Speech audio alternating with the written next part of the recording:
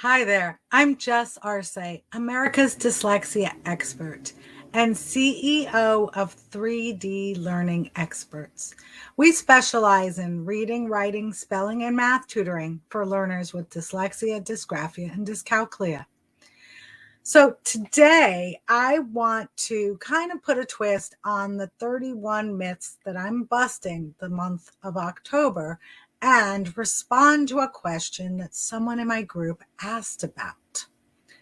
So her question was, how do you explain to a teacher that this person's daughter, who has dysgraphia, dyslexia, and ADHD, and normally struggles to write in school, can write well when she wants to? She wants to explain to the teacher that if she's interested in a topic, she'll spend time on her writing. And it also helps her when her meds are peak. Okay, so Mom pretty much hit the nail on the board. If it's a topic that interests someone with ADHD, they're much more apt to be focused and interested in that topic. When they're not interested, they're gone. So that's one thing that is a contributing factor to the ability to do better some days than others. Another situation is, like my dear friend Deidre shared, is that it's kind of like running a marathon. I love that analogy. So when you're training for the marathon, some days you're going to have better stamina, be able to have more energy, be able to get your time faster than other days while you're training.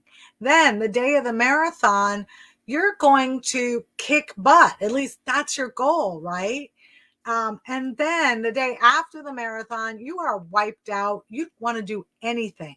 And that can very much be the situation for a person with a neurodiversity. Is some days they're giving it their all and they're working really hard to produce better work.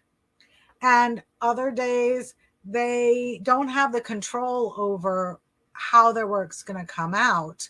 And it depends on so many different factors.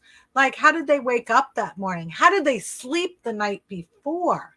How are they feeling that day? What's their mood? Did they have any issues in the morning getting ready for school? Was their food, breakfast, enjoyable, or was the morning routine miserable? Because that can affect how someone's going to behave throughout the day. Additionally, things like maybe they're stressed out. Maybe the topic that they need to write about is a challenge. When I took my writing course for teaching writing to homeschool kids, which is the same program we use for our students in our writing program, they the way the program is written is so that kids don't have to exert a whole bunch of energy on trying to figure out what they're going to write about, because children don't have years of experience to write down on paper. So if the topic is something that's unfamiliar to them, that could just stress them out and frustrate them a ton, because they're spending all that energy trying to figure out what they're going to write about before they even get started writing. So that's a whole nother factor as well. There's a joke that is often said in the industry, and that is, when a neurodiverse child wakes up and has a really good day, do not send them to school that day, because the teachers are going to expect them to work that same exact way all the time. And that is exactly what's happening with this person's teacher. Is she did really well writing on a topic that she enjoyed. So now the teacher, that's the new standard that the teacher has expected from her. So if you keep them home on the days that they're like totally on the ball and sharp, then the teacher's expectations are going to stay more realistic.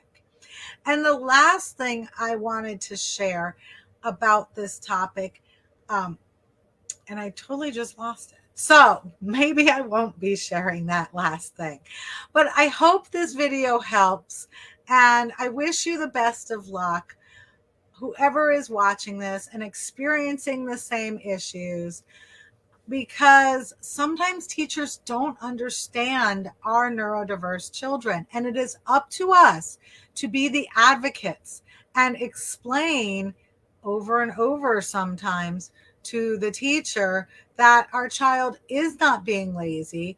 They are putting forth their best effort, and to just cut them a little slack, because no one ever says, I'm going to wake up today and not try because I just don't feel like it. Adults and children want to please the people that they are working for.